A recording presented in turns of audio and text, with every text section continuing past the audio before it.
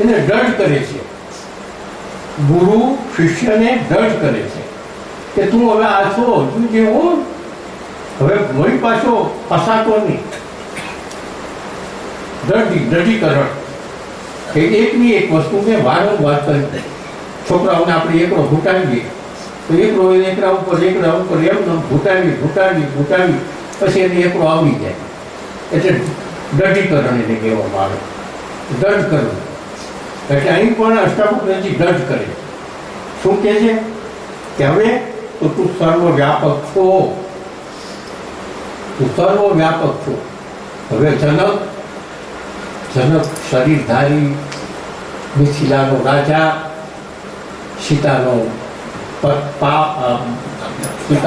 પિતા નથી. હવે તું વ્યાપક છો,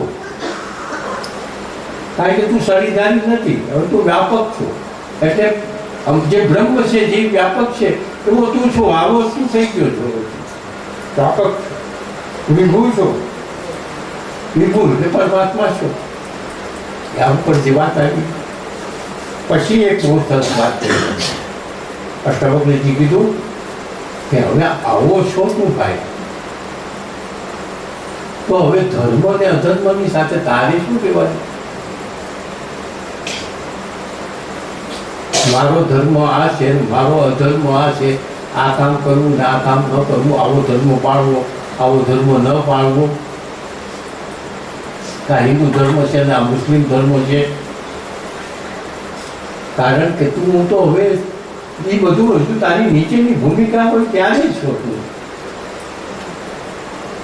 જ્યાં સુધી મનુષ્ય શરીર છો અને શરીરને સાચું માની લીધું છું ત્યારે તારો ધર્મ છે, ત્યારે તું બ્રાહ્મણ ક્ષત્રિય વૈશ્ય છો, ત્યારે તારો કોઈ ધર્મ છે.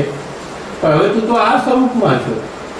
તું આ સ્વરૂપમાં હો તો હવે આમાં ધર્મની વાત જ ક્યાંય નથી આવતી. એટલે એમ કહે છે કે તું ધર્મ અધર્મથી પર છો. સુખ દુઃખ ક્યારે હોય? પછી પાછી અષ્ટાવક્ર જેમ કે છે સુખ અને દુઃખ નથી. તારે સુખ નથી, દુઃખ નથી. કારણ સુખ ને દુઃખ આમાં ક્યાંથી હોય? જ્યાં સુધી અહંકારની હાજરી છે ત્યાં સુધી સુખ ને દુઃખ છે. જ્યાં સુધી અંદર અહંકાર છે ત્યાં સુધી સુખ ને દુઃખ છે. સુખ અને દુઃખ આપણે ઊભું કરીએ છીએ. આપણે પહેલા સંકલ્પ કરીએ. સંકલ્પ કરવાનો અધિકાર આપણો નથી, છતાં આપણે એમ કહીએ કે સંકલ્પ કરીએ મારે હવે આવું થવું જોઈએ, મારો બંગલો આવો થવો જોઈએ, 3 માળનો કે 4 માળનો, અથવા તો મારે આવી ગાડી લેવી જોઈએ. પછી સંજોગો વશાત ન થઈ, કોઈ સંજોગો વશાત ન થઈ તો દુઃખી થઈ ગયા, અને થઈ ગઈ તો દુઃખી થયા. પણ તે જ કર્યું, ઊભું તો તે જ કર્યું, અને તે જ કર્યું ને એમાં છું ને ન છું એમાં તું સુખી દુઃખી હું કામ થાય ભાઈ? તારો સંકલ્પ કરવાનો અધિકાર જ નથી. અને તે કર્યું કારણ કે તું જે કંઈક ભોગવી રહ્યો છો એ તો તારા પૂર્વ અને કર્મના ફળ છે. એમાં તારો અધિકાર ક્યાં એવો સંકલ્પ કરવાનો કે મારે આવું ભોગવવું જોઈએ? આજે જે કંઈ પરિસ્થિતિ છે એ બરાબર સમજી ગયું. આજે જે કંઈ પરિસ્થિતિ છે આપણી, એ પરિસ્થિતિ અત્યારે જે દરેક વ્યક્તિ છે એ જે પરિસ્થિતિમાં છે એ પૂર્વના કર્મનું ફળ છે. આ જે 1 મિનિટ અત્યારે જે છે એ પૂર્વના કર્મનું ફળ છે. આજની પરિસ્થિતિ એટલે પૂર્વના કર્મનું ફળ. આવતીકાલ પૂર્વના કર્મનું ફળ. તો એ અત્યારે જે કંઈક ભોગવી રહ્યા છીએ એ પૂર્વના કર્મોનું ફળ ભોગવી રહ્યા છીએ. તો આપણે અત્યારે એમ કહેવાય આપણો અધિકાર ક્યાંથી થયો કે મારે આવું હોવું જોઈએ, મારે આવું બંગલો હોવું જોઈએ, મારે આવી ગાડી હોવી જોઈએ, મારે આવું આ ફલાણું હોવું જોઈએ. અને આપણે એ ઊભું કરીએ આવું તો કરવું જ છે, મારે ગમે એમ કરીને મારે આવું કરવું છે તો કરી. તો કદાચ પ્રારબ્ધમાં છે તો થઈ ગયું, તો એમ કે મેં કર્યું. પણ એ તારા ભારતમાં હતું એટલે જ થયું. તે નથી કર્યું, તે માત્ર પુરુષાર્થ કર્યો. પણ તે એટલો બધો પુરુષાર્થ કર્યો છે તોય નહીં થાય. તો તો કે હું દુઃખી થયું, મેં કેટલું બધું પાર હતું, મેં કેટલી બધી મહેનત કરી, કેટલું બધું કર્યું આ મેળવવા માટે, છતાં એવા ન થયું એટલે દુઃખી ગયા. એટલે સુખી અને દુઃખી એ થવું એ તો મનુષ્યનો ધર્મ છે. મનુષ્ય કરે સુખી ને દુઃખી. પણ તું તો આ છો, તું આ છો માટે તું સુખી દુઃખી નથી. ધર્મ અધર્મ તારે એટલે કાંઈ લેવા દેવા નથી. તારાથી મનના ગુણધર્મો તારા નથી, કરતા તું નથી. હવે એમ કે છે કે મનના ગુણધર્મો,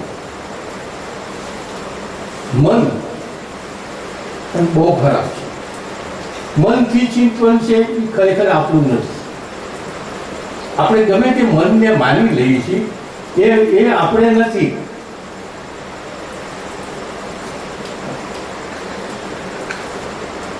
મન એટલા બધા ઉધામાં કરે છે.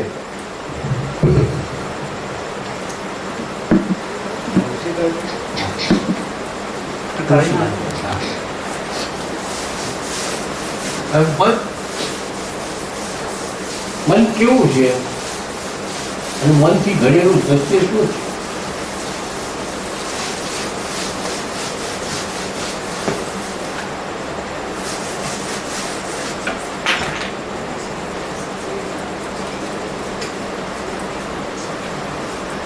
છે? બરાબર,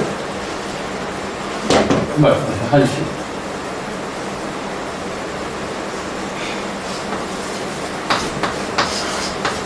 એક સ્ત્રી છે,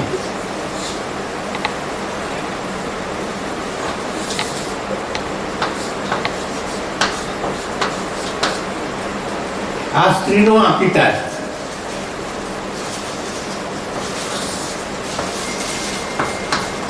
માતા છે, ભાઈ છે,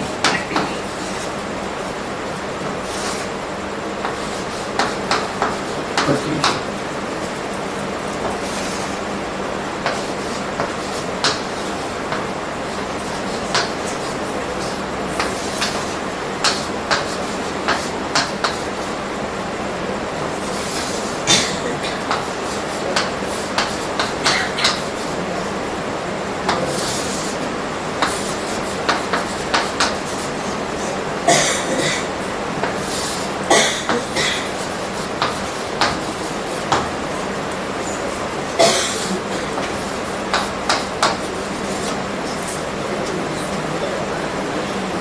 મનના વિચારો જાણી લો.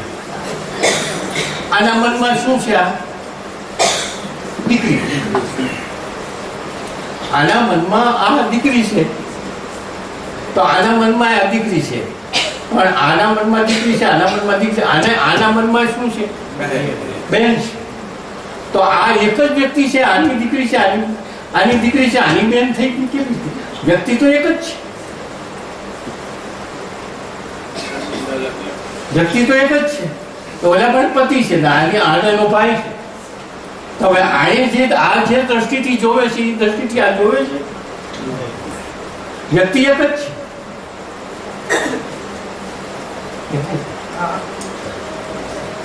વ્યક્તિ તો એક જ છે. વ્યક્તિ એક જ છે. આ જે દ્રષ્ટિથી જોવે છે એ આ દ્રષ્ટિથી નથી જોતો. આ એની લાડની બેન છે, આની પતિ છે. આની દ્રષ્ટિ જુદી છે, આની દ્રષ્ટિ જુદી છે. વળી આની દ્રષ્ટિ જુદી છે તો આની દ્રષ્ટિ વળી હાવ જુદી છે, તો દુશ્મન છે. આ વ્યક્તિ એક જ હોવા છતાં આ બધાના મનના વિચારો જુદા જુદા. જે મનથી એને આને જે જોવે છે એ પોતાની દ્રષ્ટિથી જોવે છે, આની દ્રષ્ટિ નથી.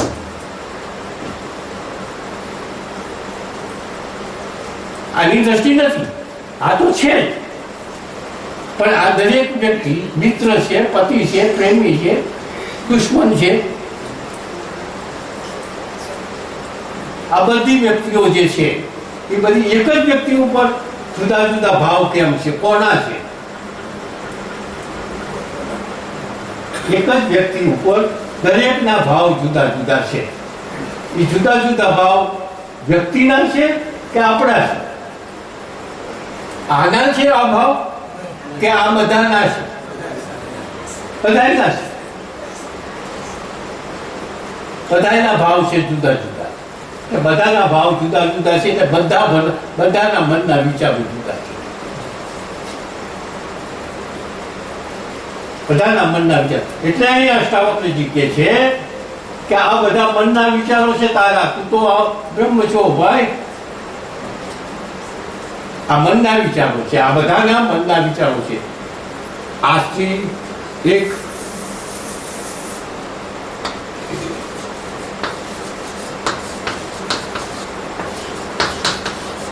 પેલી વહી ગઈ, પેલી હતી એ વહી ગઈ, સંબંધો વાળી અજાણ્યા. હવે આના બધાના છેદુડી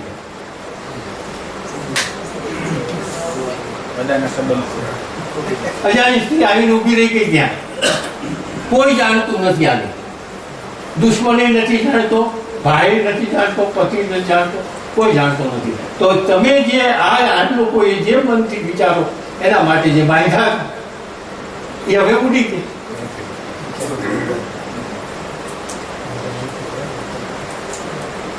તો હવે ઉડી ગયા. એટલે જે કંઈક વિચારો આપણે કરીએ છીએ એ વિચારો આપણે આપણા જે કરીએ છીએ સાચા હોય છે? સાચા નથી હોતા. એટલા સમગ્રજી કહે છે કે આ વિચારો તારા નથી એમ કીધું.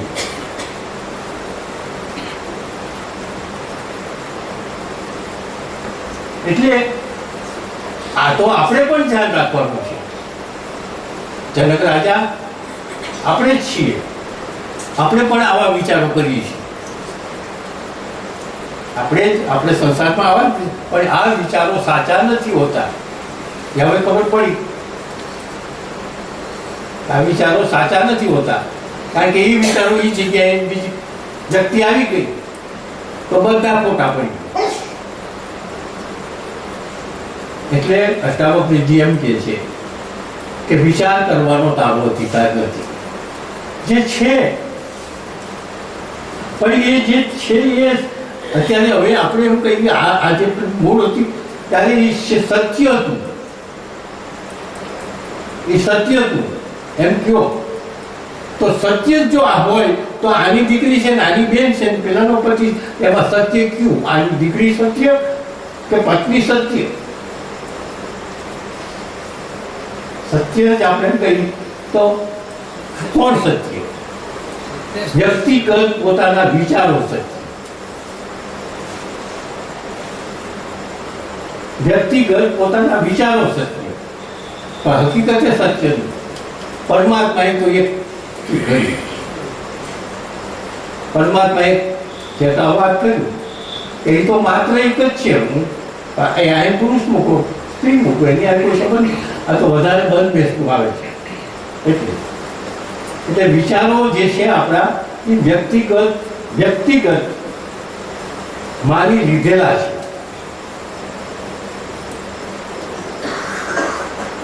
એક સ્ત્રીની સાથે આપણે સંબંધ થયો ત્યારે આપણે પત્ની કીધી, 4-6 મહિના થયા અને સંબંધ તૂટી ગયો, બીજી ન્યાય સંબંધ થયો. તો હવે પહેલું જે આપણે તમે માનસિક રીતે સંબંધ બાંધી લીધો હતો એ સંબંધ આજે ક્યાંય ગયો? આજે સંબંધ ક્યાંય ગયો? તમે એ સંબંધ બીજી વ્યક્તિને બાંધી દીધો. એટલે આ બધું જે છે ને એ ખાલી મનના વિચારો છે. પણ તમે ઉચ્ચ લેવલે જોશો તો પરમાત્મા થઈ જુઓ, તમે બ્રહ્મ થઈને જુઓ સંસારને, સંસારને બ્રહ્મ થઈને જોશો તો બધું શું લાગશે? બધું એક કીડી મકોડાનો ધણ નીકળે અને જે ઉપરથી જોવામાં આવે આપણે જોઈએ કીડી મકોડા કેવી રીતે રહે છે ને એને કેવા સંબંધો છે એ આપણને ખબર નથી. આપણે કીડીઓ જ જોઈએ છીએ કે મકોડા જ જોઈએ છીએ, પણ એ આ બધા ક્ષણજીવી છે અને કાંઈ નથી. એ જ રીતે આપણે ઉપરથી જ્યારે કોઈ પણ બ્રહ્મ સ્વરૂપે જ્યારે જોઈશું ત્યારે આ બધું એક મકોડા જોઈ જાય છે.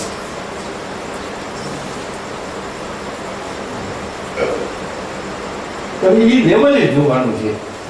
એટલે અષ્ટવક્રજી કે એ લેવલે જનક રાજા એ લેવલે આવી ગયા છે, પછી કે છે અત્યારે નથી કહેતા. પણ જ્યારે અત્યારે આપણે આ લેવલે છે ત્યારે આ સાચું છે. આ લેવલમાં આપણે અત્યારે આ ભૂમિકામાં છીએ ત્યારે જે છે એ બધું સાચું છે. પણ એ ઊંચી ભૂમિકામાં જઈશું ત્યારે આ બધું ખોટું છે. ત્યારે તો બધી વ્યક્તિ છે એ સિવાય કાંઈ છે જ નહીં. નિકોરાના આગળના સંબંધો વિશે આપણે કાંઈ જાણતા નથી. એવી જ રીતે આપણે એ લેવલે ગયા પછી આપણે કાંઈ સંબંધો જાણતા નથી.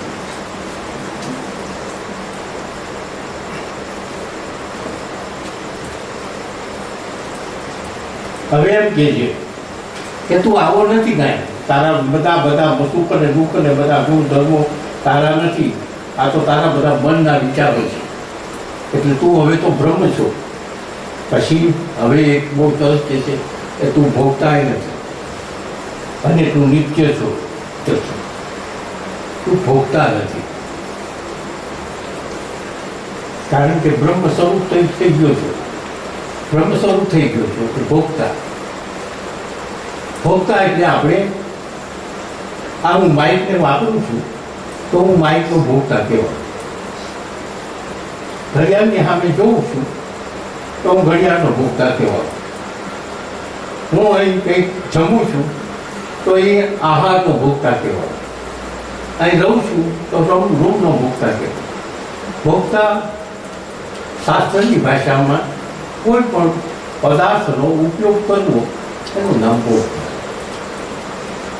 શાસ્ત્રની ભાષામાં કોઈ પણ પદાર્થ, હવે એ પદાર્થ સજીવ હોય કે નિર્જીવ, શાસ્ત્રની ભાષામાં પદાર્થની વ્યાખ્યા એટલી બધી વિશાળ કરી છે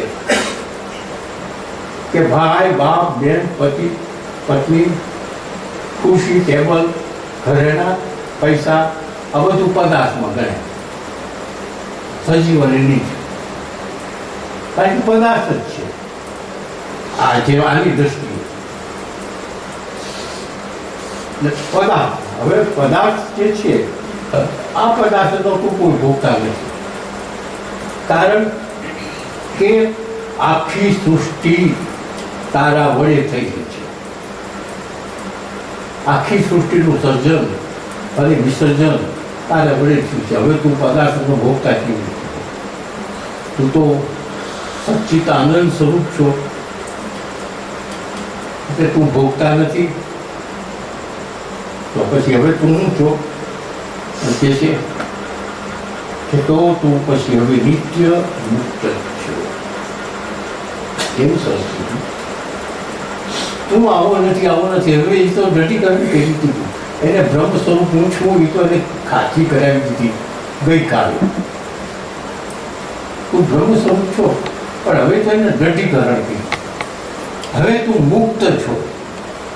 હવે મુક્ત છો એટલે ક્યાંય બંધનમાં હતો? પહેલા કોઈ બંધનમાં હતો જ નહીં. માત્ર એની માનસિકતામાં મુક્ત કરવામાં આવી. આપણે પણ અત્યારે એમ કહી કે હું બંધનમાં છું. બંધનમાં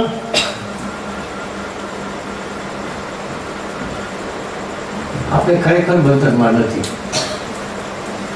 આપણે જન્મ મરણના જે છે ને એ તો આપણા રજૂગુણ તમોગુણના પ્રભાવ છે. આપણે તો બ્રહ્મ સ્વરૂપ જ છીએ. અને આપણે જે જન્મ આખરી બીજો જન્મ ત્રીજો જન્મ લેવાના કારણ તો આપણું વાસના છે. આપણે બ્રહ્મ સ્વરૂપ તો છીએ છતાં આપણે એમ માની લઈએ છીએ કે બંધન છે. એક ઊંટનો વેપારી હતો. લગભગ 25-30 ઊંટ લઈને એક જગ્યાએથી બીજી જગ્યાએ વેપાર કરવા લઈ જાય. હવે રેતીનું રણ અને રેતીના રણમાં એક જગ્યાએ બીજી જગ્યાએ લઈ જાય તો વચમાં બહુ લાંબી સફર હોય ત્યારે લોકો તંબુ નાખે.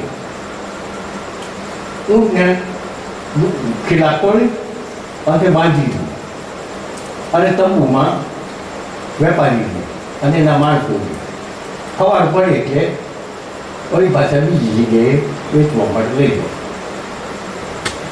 હવે એક જગ્યાએ રેતીના રણમાં પડાવ નાખ્યો, તંબુ નાખી દીધા. ઊંટને કે હવે બાંધો. તો માલિક પેલા નોકરો હતા એને કીધું માલિકને કે એના દોરડા ને ખીલા તો હવે ભૂલી ગયા, એ પેલા જે હતા ત્યાં રહી ગયા. એ ખીલા હતા અને દોરડા હતા એ તો પેલો આપણે જેમ પડાવો તો ત્યાં હતો, આપણે દૂર છોડી આવતા રહ્યા. હવે દોરડા કેવી રીતે બાંધવા? એટલે બાંધવા કેવી? જો બાંધશું નહીં તો સવારમાં ભાગી જશે. તો હવે આ રેતીના રણમાં ગોતવા કેવી? શેઠને વાત કરી. શેઠ કે હવે લેવા તો જવાય નહીં, એ તો કેટલા દૂર હતા. એટલે કાંઈ વાંધો નહીં, તમે છે ને ખીલા ઠોકો. ખીલા ઠોકો એટલે ખીલા ઠોક છે નહીં, હથોડો છે નહીં, પણ તમે ખીલા ઠોકવાનું એક્શન કરો ઊંટની સામે. આમ તમે ખીલો લઈને ખીલો ઠોકો છો એવું એક્શન કરો. પછી કે તમે એક દોરડું તમારા હાથમાં છે અને એ ખીલાને દોરડું બાંધો, પછી ઊંટ કે ગળે દોરડું બાંધો, ઊંટ બેસી જશે. કરવાનું નથી કાંઈ, પણ આ તો એક્શન કરવાનું છે. એટલે એને તો ગળે દોરડા બાંધ્યા બધા ઊંટને એક્શનથી, પછી કરીને ઊંટ બધા બેસી ગયા. કારણ કે ઊંટને એમ થયું કે આપણે ખીલે બંધાઈ ગયા, આપણે ખીલે બંધાઈ ગયા. સવાર પડી વળી પાછું બીજી જગ્યાએ જવું છે. તો ઊંટને હોટ્યું મારે ઊભા નથી થતા, ઊંટ ઊભા નથી થતા. તે પાછા શેઠ પાછી ગયા, ઊંટ ઊભા નથી થતા. કે રાતે તમે બાંધ્યા તો હવે પાછા છોડો. રાતે તમે જે રીતે બાંધ્યા એ રીતે પાછા છોડો તો જ ઊંટ છૂટશે. વળી પાછું એક્શન ફરી શરૂ કર્યું. દોરડામાં ગોટમાંથી દોરડા દોરડું છોડવા માંડ્યા, ખીલા કાઢવા માંડ્યા. એટલે ઊંટ ફટાફટ ઊભા થઈ ગયા. ઊંટને એમ થયું કે આપણે બંધનમાંથી મુક્ત છીએ. ઊંટને એમ થઈ ગયું કે પહેલા બંધાણા હતા અને હવે આપણે બંધનમાંથી મુક્ત થયા. ખરેખર બાંધ્યા નહોતા અને ખરેખર છૂટ્યા નહોતા. ખરેખર બાંધ્યા નહોતા અને ખરેખર છોડ્યા નથી. પણ હકીકત ઊંટના માનસની અંદર એવું થઈ ગયું કે આપણે બંધાણા અને આપણે છૂટ્યા. એવી રીતે આપણે પણ આવી રીતે આપણે તો મુક્ત છીએ. આપણે તદ્દન મુક્ત છીએ. માત્ર આ વાદળું હટાવવાનું છે, આ આવરણ હટાવવાનું છે. હું પરમાત્મા નથી એ જાતનું એક આવરણ છે, એ આવરણ હટાવવાનું છે. પરમાત્મા લાવવાના નથી. પરમાત્મા તો હર ક્ષણે હર સમયે સર્વત્ર છે. પણ આનું શું કરવું?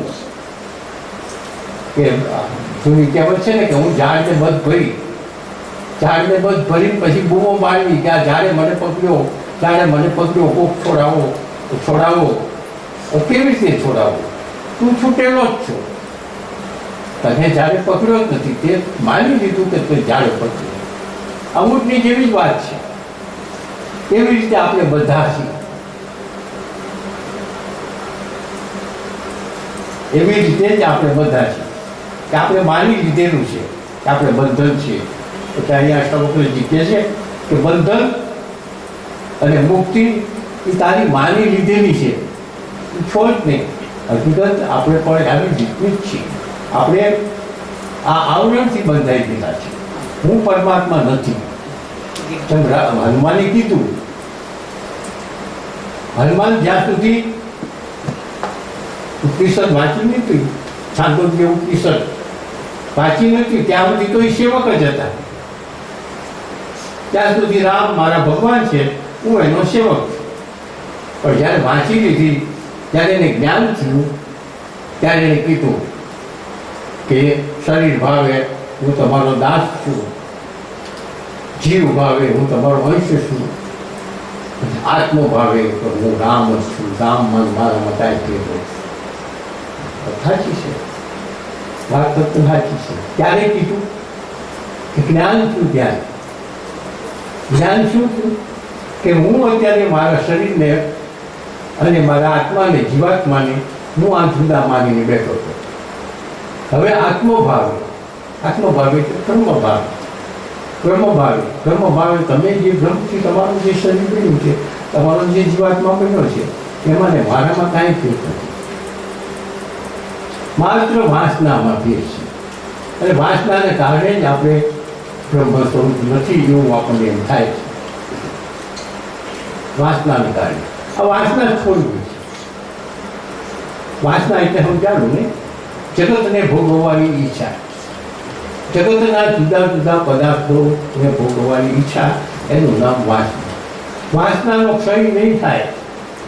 સાધના વગર વાસનાનો ક્ષય નહીં થાય. સાધનાથી જ વાસનાનો ક્ષય થાય. વાસનાનો ક્ષય એટલે કેવી રીતે થાય કે વાસના સાધના કરતા જાઓ, સાધના કરતા જઈએ એટલે વૈરાગ્ય આવે. વૈરાગ્ય એટલે શું કે રાગનું ઊંધું વૈરાગ્ય. રાગ એટલે આ ઘડિયાળ મારી છે, આ બગડવી ન જોઈ, આ કોઈ ચોરી જાવ ન જોઈ, આવી જે મને ઘડિયાળ પ્રત્યેની જે મમતા છે એને રાગ કહેવાય. પણ આ તો ભાઈ મારી નથી, આને લઈ જાય કોક ચોરી જાય તો મારે શું, તો વૈરાગ કહેવાય. મારી છે અને આવી જઈએ તો રાગ. મારી નથી, જે થવું એ થાય તો વૈરાગ. મારે એના પ્રત્યે મોહબત્વ નથી. વૈરાગ્ય થઈને પણ જીવાય છે. વૈરાગ્ય થઈને જીવી શકાય છે. કારણ કે દરેક પદાર્થો પ્રત્યેનું મમત્વ એટલે લગાવ છે. પદાર્થોની વ્યાખ્યા કહેવાય ગઈ છે અગાઉ. એટલે એ બધા પદાર્થો પ્રત્યે જે લગાવ છે, એ લગાવ હકીકતે ખોટો છે. કારણ કે એ લગાવ તમે મનથી બાંધેલો છે. આ લગાવ તો તમે આની જેમ મનથી બાંધ્યો હતો, પણ આ પરાઈ કંઈક હાવ અજાણું આવ્યું તો લગાવ છૂટી ગયો. બીજી વ્યક્તિ આવી ગઈ તો લગાવ છૂટી ગયો. પહેલી વ્યક્તિ હતી ત્યારે દરેકના જુદા જુદા લગાવ હતા. તો જો જે ચીજ તમારી છે એ તમારી નથી,